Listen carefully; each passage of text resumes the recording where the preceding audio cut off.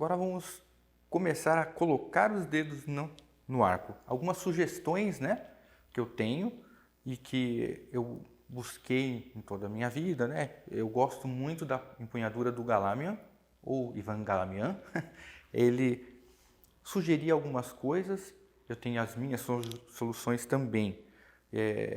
Em geral, ele usa a empunhadura franco-belga, ele não usa a empunhadura russa, mesmo ele sendo um russo que foi radicado, ele esteve já, assim, a metade da vida dele foi praticamente nos Estados Unidos, né? Ele foi o grande educador dos Estados Unidos. Umas sugestões, né, que eu tive algumas aulas, né, fiquei uns 6 meses indo e voltando para os Estados Unidos com um aluno do Ivan Galamian, né? Ele chamava-se Gerardo Ribeiro. Ele comentou comigo: poxa, então vamos lá, você fez audition, você passou, vamos começar no próximo ano, tá ótimo. Aí eu brinquei com ele: nesse período agora, professor, eu gostaria muito de aprender as empunhaduras que o Galamian indicava, as coisas básicas, né, que eu não tinha aprendido até então. O olho dele brilhou, lógico, porque jamais eu toquei Sibelius, primeiro movimento, e a chacona de Bach na prova de admissão para Northwestern. E aí ele ficou: poxa, mas você tocando desse jeito, você quer saber das bases, das estruturas? Falei: poxa, eu nunca tive a oportunidade de saber como era. Então fiquei muito intrigado com isso, e aí ele começou desde como segurar o arco, aonde o Galamian indicava cada dedo. Eu vou colocar como ele indicava e como eu tenho umas sugestões para fazer. A primeira do Galamian ele gostava de que sentisse a mão como se fosse uma gangorra.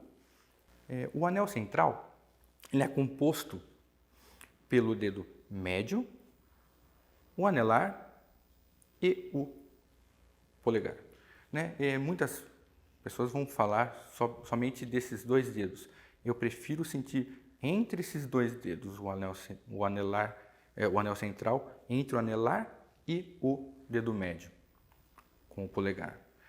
Esse eixo central ele vai ter uma gangorra acontecendo entre o indicador e o mindinho, né? Onde vão ter algumas particularidades que eu vou falar no próximo vídeo. Primeiro, onde que vai ser colocado no arco? A primeira coisa muito interessante é que o Galamian ele indicava para que se colocasse o mindinho na intersecção do talão com a vareta e na parte de dentro do arco, não em cima. Por quê? O mindinho ele é um suporte para o polegar. Aí ficariam 2 dedos dentro e 3 dedos fora. Esses 3 dedos fora seriam os 3 do meio. O mindinho e o polegar aqui dentro. Então, em geral, todo mundo coloca o mindinho em cima. Eu sugiro para se colocar aqui na parte de dentro. E aonde que o Galamian falava para colocar? Aqui. Eu prefiro 1 centímetro acima. Muito pouco para cima. E eu começo a envolver o arco pelo mindinho. Então, eu vou pegar um pouquinho mais para cima. E quando eu vou envolver, uma coisa muito interessante que o Galamian comentou, o Gerardo Ribeiro comentou que o Galamian exigia para que se começasse a pensar em colocar a mão no arco. Sempre em frente a um espelho, para que você pudesse olhar a mão sendo colocada e não dar uma entortada na mão para ver como que estava a colocação da mão. Isso é muito importante, porque todo mundo coloca a mão, tá certo, tá nada, já está totalmente errado. Então, sempre olhando no espelho. A colocação, isso eu que tirei como conclusão daquilo que ele falava. Ele deixava a vareta em direção ao nariz e a crina levemente inclinada para a orelha direita, porque é isso que você vai usar quando for tocar. A crina é toda, porém a vareta é ligeiramente inclinada para fora. Então a mesma situação aqui. A colocação dos dedos, começando pelo mindinho, você envolvendo o arco e deixando na parte de dentro. Percebam que a falange que eu uso é a central, né? Eu não uso aqui. Ela vai mexer para um lado e para o outro dentro dessa movimentação que vai haver no arco. Uma coisa interessante do polegar, o polegar eu prefiro ele aqui do que assim. Assim, eu não consigo ter uma pronação e supinação suficiente, né? Ele fica completamente desfocado e sem um eixo. Já com o polegar aqui, é mais chapado do que assim, né? O polegar assim, ele consegue dar um eixo melhor na mão. E não assim, entendem? Então é muito complicado de ter o polegar muito girado com a unha para cima, né? É melhor para baixo a unha. E isso é a postura que o Galamion sugeria. Um pouquinho de distância entre esses dois dedos, né? Mas essa distância, ela não pode alterar muito a postura de relaxamento. Se for abrir demais a mão, eu já sinto uma tensão muito grande para fazer essa abertura. E eu acho que não é conveniente. Tudo bem que ela vai ter uma maior amplitude, né? E mais uma área maior de colocação e mais domínio. Porém, eu me sinto um pouco tenso assim. Eu prefiro mais relaxado. Evitem fechar demasiado. Deixem um pouquinho só de diferença entre esses dois dedos. Fechado demasiado, vocês vão sentir o arco muito pesado. Se vocês descerem e sentirem o peso, ele vai estar muito pesado. A mesma coisa vocês vão sentir se estiver muito perto do botão, a colocação do arco. Ele vai estar muito mais pesado do que sentindo um pouquinho mais acima. Por isso a minha sugestão de não colocar aqui na intersecção, um pouquinho mais acima, né? Quase no olho do talão, né? Onde está, na verdade, o anelar. É um pouquinho mais acima. Vão ter alguns movimentos que eu vou comentar mais tarde, mas a colocação dos dedos, ela deve ser sem pressão nenhuma.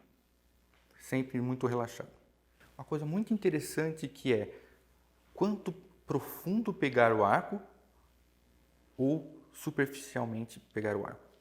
É muito interessante que cada um vai ter um tamanho de dedo diferente e isso vai variar demasiado de cada um, né? Por exemplo, meus dedos eles não são tão pequenos, né? Então, eu poderia pegar um pouquinho mais profundo, mas eu me adaptei a pegar um pouquinho mais superficial. O superficial é não pegar assim o arco, e sim um pouquinho mais superficial, né? Porque é muito interessante que essa bolinha, né, que tem aqui no interior, se eu pegar ela muito, muito profunda, ela vai sumir. E essa bolinha ela é muito interessante para ter um amortecimento necessário para se fazer algumas coisas no violino. Então, eu não pego muito profundo a pegada a empunhadura. Eu pego um pouquinho mais superficial. Como nós havíamos falado sobre a colocação dos dedos no arco, isso vai só corroborar o que eu havia falado de sempre os dedos estarem em movimento, sempre estarem em adaptação para que o arco sempre ande paralelo ao cavalete. Esse estudo, né, como algumas pessoas falam, foguetinho, né? Esse foguetinho, ele é uma técnica, no fundo, de andar paralelo ao cavalete. Esse andar paralelo ao cavalete, ele vai induzir a pessoa, a criança, qualquer pessoa que comece a estudar violino a entender os movimentos sem precisar nomenclaturas desses movimentos. No próximo vídeo eu vou falar a nomenclatura desses movimentos, mas primeiramente, na prática, o que eles vão agir no arco? Eles simplesmente vão deixar o arco andar na mesma linha, né? Que é aquela coisa que eu falei que posicionar a orelha direita, olhando para a orelha direita a crina, né? Bem levemente, a vareta em direção ao seu nariz, e isso não deve ficar mudando de local quando for fazer essa movimentação. Por quê? Porque você vai moldar as suas articulações e calcular as articulações, o quanto você precisa movimentá-las para que o arco não se desloque e perca o paralelo ao cavalete. É muito simples esse exercício e muito prático, muito eficiente. Depois de colocar daquela forma a mão no arco, eu gosto de pensar assim: quando eu estou aqui no umbigo, eu estou na ponta. Aqui no peito, no meio, na minha cara, né? Na minha face, no talão. Então, essa movimentação, ela precisa ser uniforme. Uma coisa que está engraçada é que essa camisa é um pouco curta e está pegando um pouquinho, mas, pessoal, é muito interessante que essa movimentação ela não aconteça dessa forma. E o que eu estava falando do peito, do umbigo, da face, é que é importante que perceber aquilo que eu havia falado sobre o paralelo, né, do quadrado perfeito, ele vai estar aqui no umbigo para mim.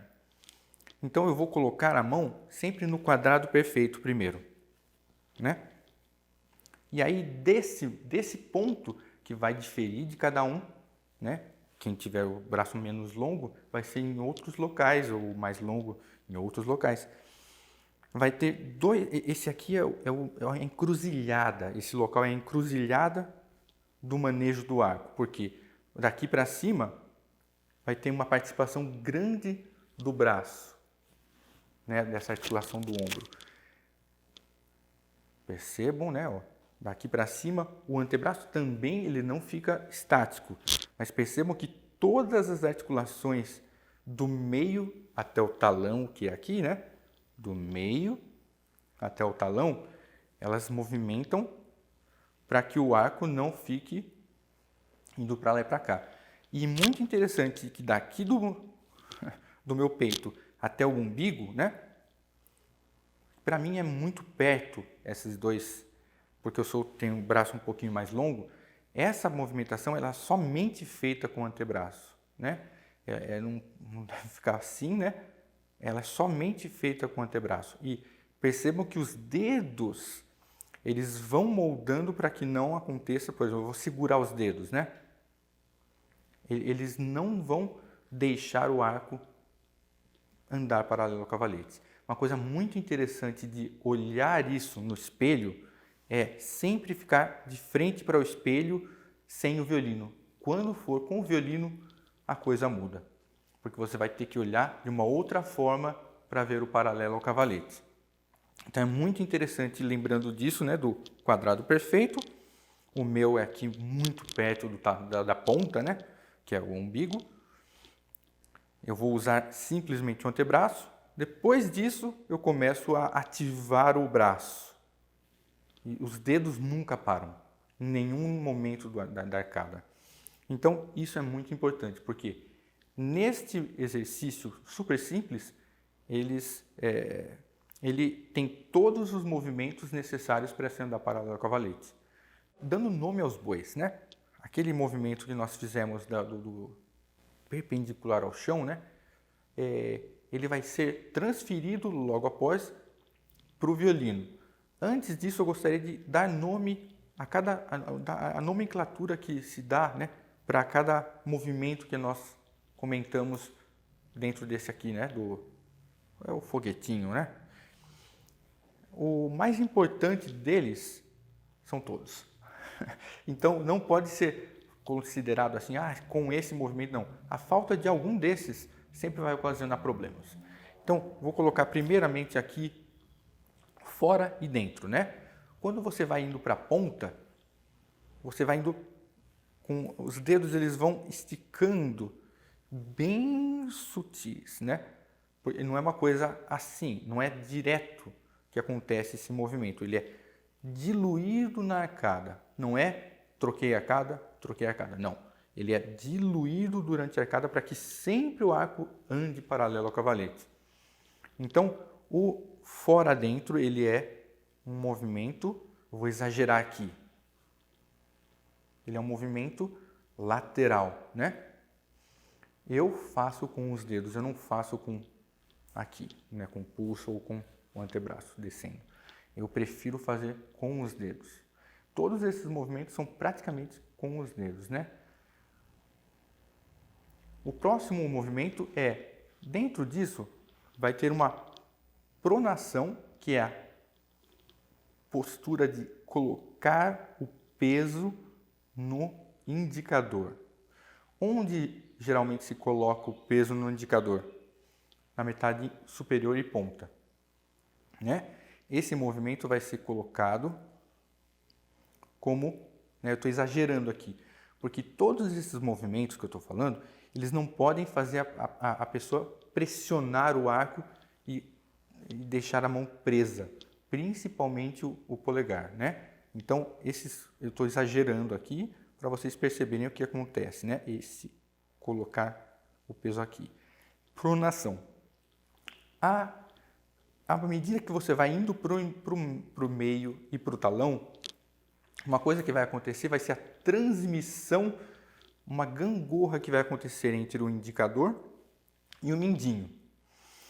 Uma coisa que é interessante, que é sempre importante colocar o arco ou na corda para sentir isso, ou dar um apoio na ponta. Por quê? Geralmente, quando a gente tira esse apoio, nós já estamos sustentando com o dedinho. Então, pode haver algumas confusões a respeito do movimento em si.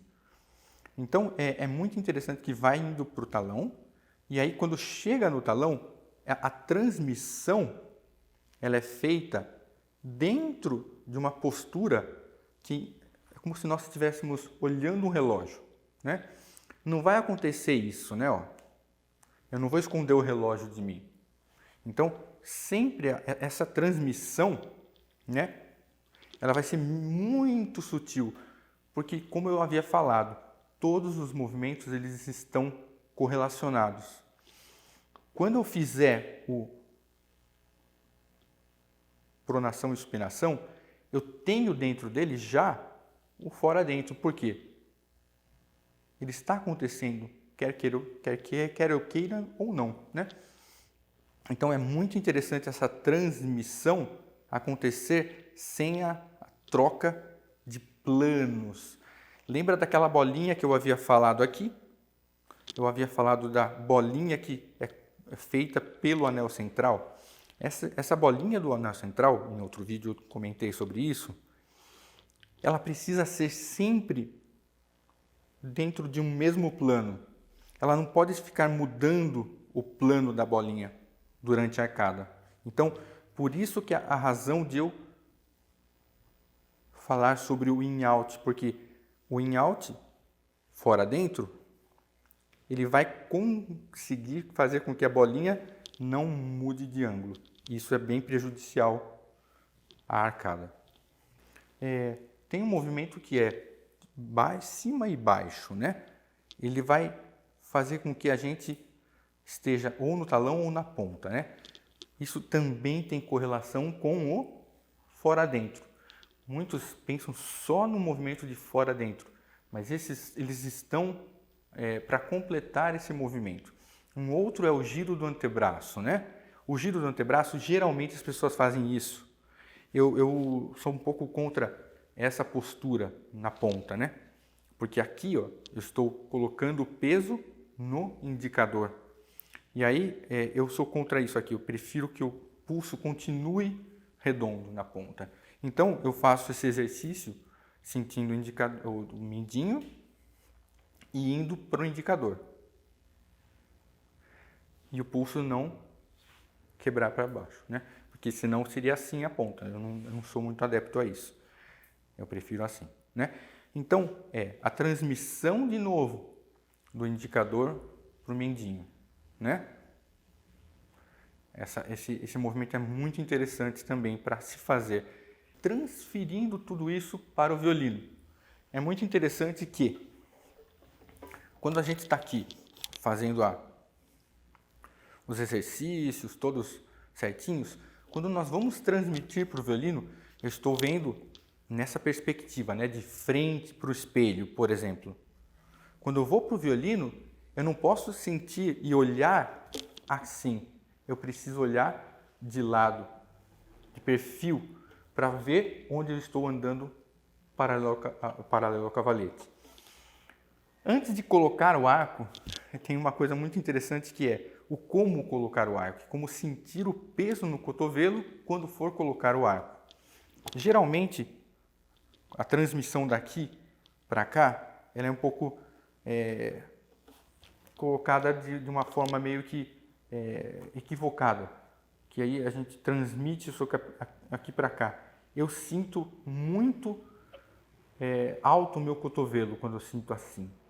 Eu prefiro fazer o giro, ele seja feito principalmente com o antebraço e não com o braço, né? Vou fazer uma vez o giro com o antebraço e depois uma vez o giro com o braço. Esse é o que eu mais sou adepto, né, a fazer. O giro do antebraço ele vai deixar o cotovelo mais relaxado e consistentemente dentro da corda. Quando eu faço dessa forma, com o braço, eu me sinto suspenso. Então essa é a questão maior de quando vai transmitir o movimento que estava sendo feito aqui para cá, né? E essa transmissão ela vai fazer com que você sinta todos aqueles movimentos na corda. Você deve olhar o ponto de contato que você colocou na corda. O violino ele tem uma particularidade que é a elipse do cavalete, né? O cavalete ele não é flat, né? Ele não é chapado, ele tem uma curvatura. Essa curvatura faz com que as cordas tenham um ângulo diferente. O ângulo diferente vai causar uma diferente angulação do braço em relação a cada corda. Isso é muito interessante, né, de se pensar. E aí que está. Um paralelo ao cavalete, ele só vai se dar quando você tiver um movimento do paralelo, né? Quando você começar a andar, porque você vai contrapor locais, né? Não somente um ponto. Aqui eu posso falar que eu estou paralelo, por exemplo, ao cavalete. Por quê? A crina com a corda está paralela ao ângulo do cavalete com a corda. Então, esse pedacinho do contato da crina com a corda e o cavalete com a corda vai sempre ser o mesmo ângulo. E isso que é interessante de olhar aqui e não precisar do espelho. Porém, é muito útil também olhar no espelho para ver se realmente você está fazendo todos os movimentos. Todos aqueles movimentos que a gente comentou são para que não perturbe o arco de andar na corda paralela a essa corda. Por exemplo, se eu colocar o arco na corda Ré e andar o arco, eu vou estar dando uma olhada aqui, né? Porque eu estou sem o espelho. Eu vou andar paralelo dentro desse plano imaginário. Quando eu quiser olhar o paralelo no espelho, eu tenho que olhar de perfil. Quando eu quiser olhar o plano que eu estou andando na corda, eu tenho que olhar assim. Para eu andar nesse plano, que é um tubo imaginário que vai ter aqui dentro dessa corda. E todos os movimentos da mão direita vão andar dentro dessa regrinha que é o tubo. Primeiro andando paralelo.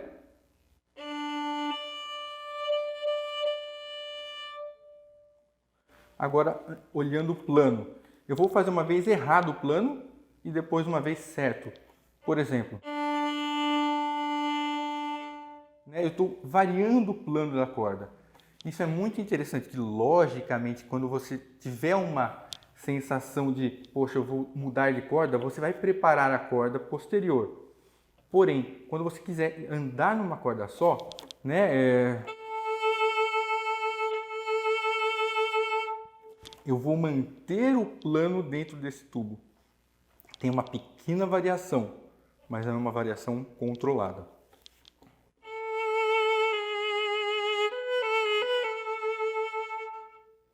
E não vou exagerar aqui também a mudança da bolinha de ângulo, né? Se eu fiz isso, eu perdi o plano da corda. Então eu sempre vou estar com o mesmo ângulo dessa bolinha aqui, andando sempre no mesmo plano da corda. Sempre lembrando do paralelo, sempre lembrando do plano a corda, né? Do paralelo e do plano a corda, nós podemos fazer um estudo de movimentos aumentados e indo diminuindo até ficar dentro desse plano e do paralelo. Quais são os movimentos? Todos aqueles que a gente comentou, todas as articulações da mão direita. Por exemplo, aqueles que nós fizemos o movimento de perpendicular ao chão, nós podemos aplicá-los aqui em larga escala.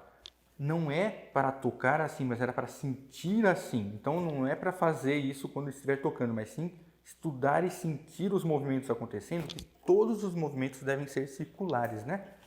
Então, por exemplo, a chegada no talão, para não acontecer, né,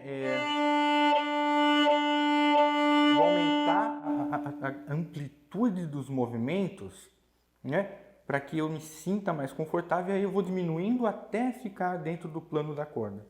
Por exemplo,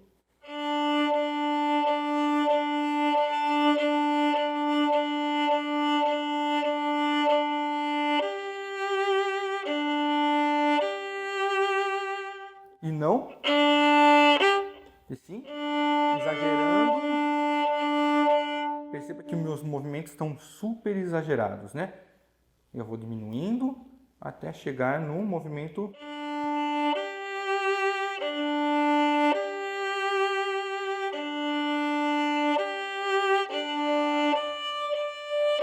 E não.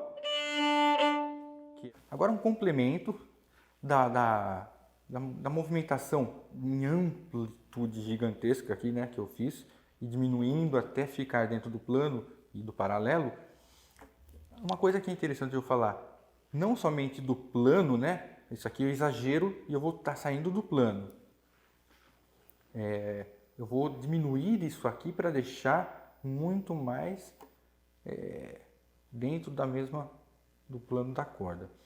A coisa também acontece aqui. Se eu exagerar os movimentos do in-out, né, fora dentro, eles vão ficar muito exagerados e vão sair do paralelo. Então, os movimentos eles podem ser exagerados, porém na hora de tocar é em prol de estar paralelo ao cavalete e não perder o paralelo ao cavalete para fazer o movimento, né? O movimento ele é diluído na arcada toda. A mesma coisa que eu falei na parte inferior do arco, nós podemos fazer na parte superior do arco. E uma atenção especial ao pulso. Esse movimento que eu faço é em prol que o pulso não fique para baixo na ponta, né? Ó, não faça isso na ponta, né? Ó. E sim,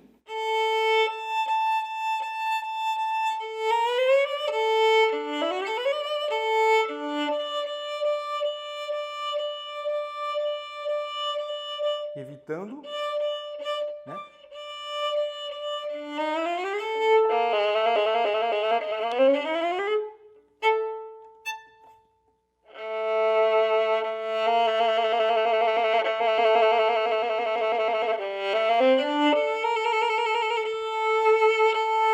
Exagerando.